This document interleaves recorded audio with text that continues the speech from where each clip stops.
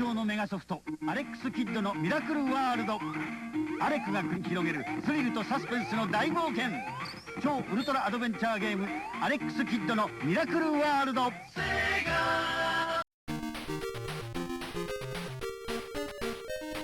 Hey everyone, welcome back to Grad's Games, where we dive into the classics that defined our gaming childhoods. Today, I'm celebrating a special anniversary, the release of Alex Kidd in Miracle World in Japan. This iconic game launched on November the 1st, 1986. Can you believe that? That's donkey's years ago. And instantly became a defining title for the Sega Master System. Let's jump back in time and explore why this game was so magical back then and why it's still fondly remembered today. Back in the 80s, Sega was competing hard against Nintendo and they needed a mascot who could match the energy and appeal of a certain Mario. Enter Alex Kidd, a kid with big ears, a bigger fist and a penchant for rock, paper, scissors. Oh, he loved a bit of rock, paper, scissors, didn't he? His quest to save his brother and reclaim his kingdom had players hooked right from the start.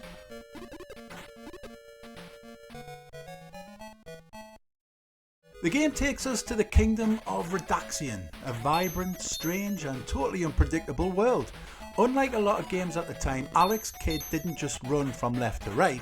He could punch, swim, ride motorbikes, even take to the skies on a pedicopter, and he had a boat as well.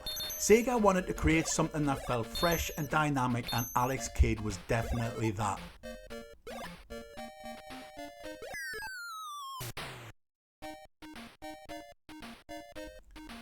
Fun fact, Alex's game was actually inspired by the arcade game Dragon Ball Dragon Daikaiju.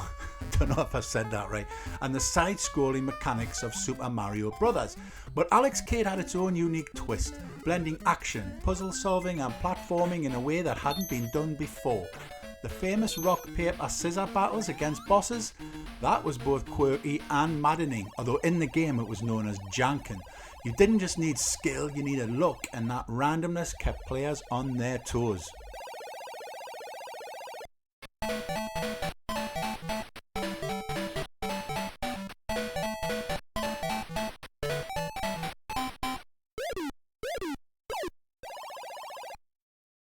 Now Alex Kidd might have been Sega's answer to Mario, but he had his own unique vibe.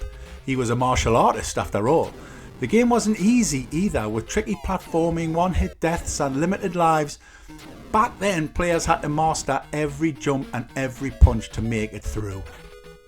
For kids in the 80s, this was as good as it got. We didn't have save points or checkpoints. We had to start all over every time we lost all our lives. But that made finishing the game so much more satisfying. Can you imagine the feeling of finally rescuing Redaxian after all that hard work? It's something every Alex Kidd fan remembers fondly. And this Alex Kidd fan certainly does remember it fondly. It was the first game I ever completed. So why are we still talking about Alex Kidd in Miracle World all these years later? Well, in addition to being a blast to play, it's also the game that paved the way for Sega's future characters and laid the groundwork for more creative, unique platformers. And here's a fun little twist. Alex Kidd had a bit of a comeback in 2021 with Alex Kidd in Miracle World DX. Have you played it? It was a modern remaster that kept the spirit of the original, but with updated graphics and a few new tricks.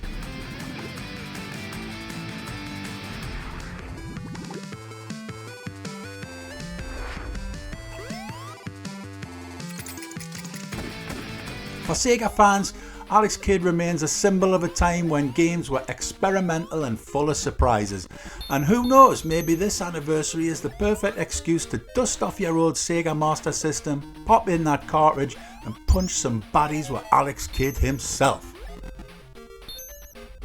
Thanks for celebrating this classic with me. Let me know in the comments if you've ever played Alex Kidd in Miracle World and if you've got any epic memories of beating it. Or maybe just losing rock, paper, scissors too many times. Don't forget to like, subscribe and hit that bell to stay updated on all my retro gaming adventures here at Grad's Games. I'll see you next time.